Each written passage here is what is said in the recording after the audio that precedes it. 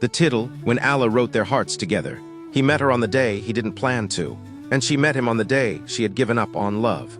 Please subscribe to this channel. May Almighty Allah bless you as you do. Her name was Aisha, gentle, modest, and full of faith. She wasn't looking for love anymore. She used to make dua for someone who would guide her closer to Allah. But after too many disappointments, she stopped asking. Instead, she started praying for peace. Ya Allah, she whispered one night, if love is written for me, then let it be the kind that brings me closer to you, not further away. And somewhere far away, Zayd was making the same dua. He wasn't searching for beauty. He wanted faith, simplicity, and peace.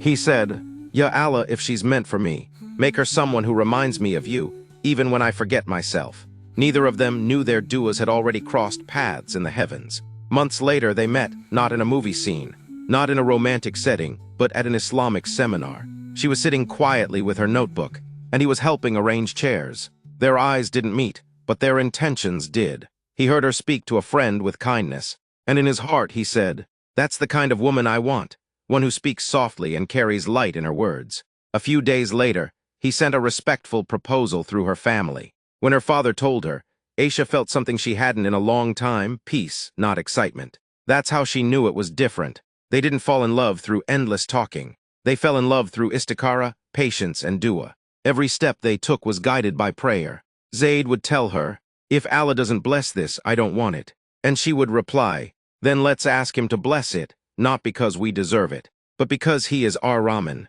It was simple, it was pure, and that simplicity became their beauty. Months turned into years. They married in a small ceremony, surrounded by people who loved them for the right reasons. There were no dances, no extravagance, just duas, smiles and tears of gratitude.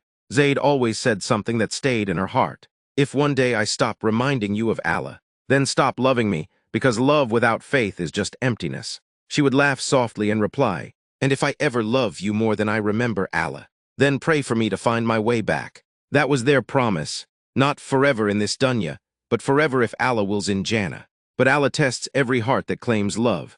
A year later, Zayd fell seriously ill. Doctors tried everything, but the illness spread faster than hope. He smiled through the pain and told her, Aisha, don't cry. If Allah takes me first, it's not the end, it's just a pause before Jannah. Every night she sat beside him, reading Quran softly, tears running down her face. Sometimes he would whisper, do you still believe Allah wrote our hearts together? And she would reply, yes, because Allah never writes love without a purpose. On his last day, the world seemed quiet. He held her hand and said, if you ever miss me, make dua for me. I'll hear it even from Jannah. He smiled, whispered La ilaha illallah, and closed his eyes. And in that moment, the air felt heavy, but her heart felt light. Because she knew he didn't die, he just went home early. Years later, people asked her, did you ever fall in love again? She smiled softly and said, I still love him.